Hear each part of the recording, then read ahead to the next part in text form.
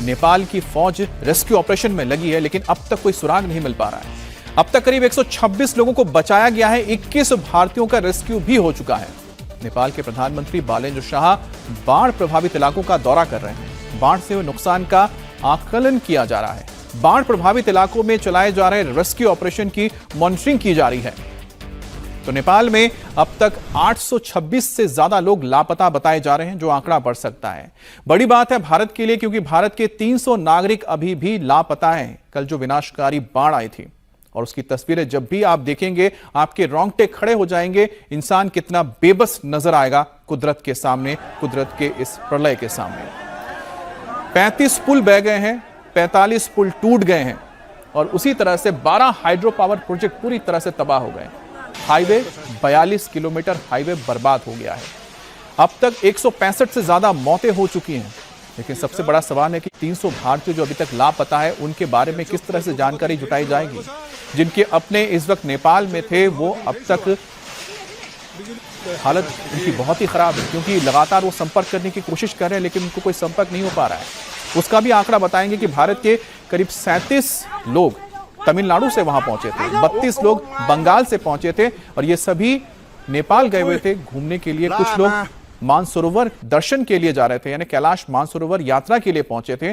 और जिस जगह पे ये बाढ़ आई थी वो जगह है गिरोंग। गिरोंग नेपाल और चीन का वो बॉर्डर पॉइंट है जहां पर फ्रेंडशिप ब्रिज है और यहीं से लोग नेपाल से आगे तिब्बत की ओर रवाना होते हैं। और यहीं पर पहला स्ट्राइक हुआ था इस हिमालयन सुनामी का, फ्लैश फ्लड का।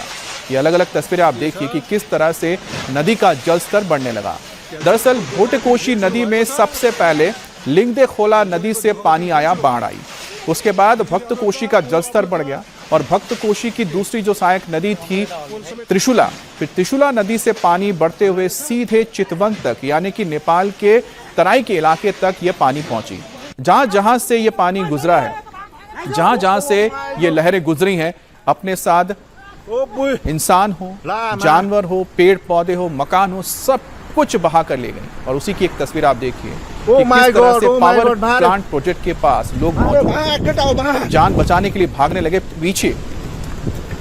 यहाँ पर करीब 10 से 20 फीट ऊंची लहरें आ रही हैं। अब इसमें इंसान क्या, पेड़ पौधे क्या, मकान तक इसमें नहीं रह सकते।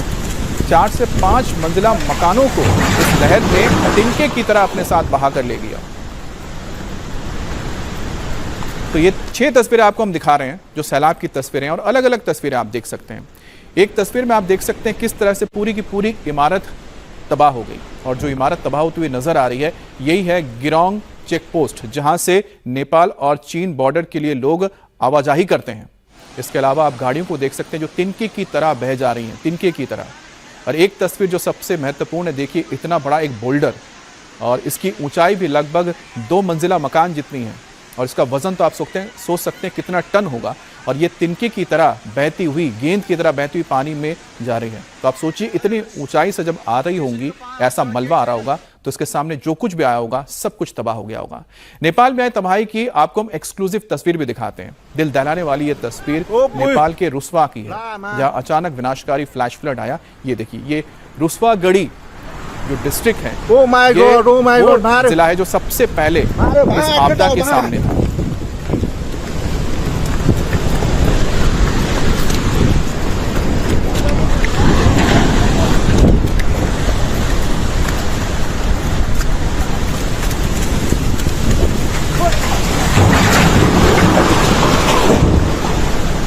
ये 2 तस्वीरें आप देख पा रहे हैं। एक तरफ जहां पर रुस्वा और ये धुंचे रुस्वागढ़ी डिस्ट्रिक्ट का मेन हेडक्वार्टर है। और यहाँ पर ही आप देखिए कि जब लोग मौजूद थे, बड़ी आबादी यहाँ पर है, जो पूरी आबादी इससे प्रभावित हुई थी, और तेज पानी का बहाव आ रहा है। जो लोग पुल पर मौजूद थे भागकर जान बचाने के लिए ऊपर की ओर भागे। और आप समझ सकते हैं कि यहाँ पर जो खौफ है और जो मौत है ये सामने नजर आ रही है। जब मौत इस तरह से सामने हो तो इंसान किस तरह से जान बचाने के लिए भागता है। एक और तस्वीर आपको दिखा रहे हैं, ये नुवाकोट की तस्वीर है, यानी कि धुंचे से जब आगे आप जाएंगे, धुंचे से आगे ये रुस्वागढ़ी जो डिस्ट्रिक्ट है उसी में पड़ता है, नुवाकोट। और ये त्रिशूला नदी बाजार, ये त्रिशूला नदी है। त्रिशूला नदी में जो बाढ़ आई जब फ्लैश फ्लड आया उस वक्त आप देखिए लोग दुकानों में खरीदारी कर रहे थे, कुछ लोग बसों में इंतजार कर रहे थे, कुछ लोग सड़कों पे चल रहे थे और अचानक ही उनके ऊपर ये मौत का प्रहार हुआ। ये मौत का जो प्रहार था कोई इससे बच नहीं पाया। और देखिए बस ये जो मकान है, बड़े बड़े जो दुकानें हैं, ऊंची ऊंची इमारतें हैं,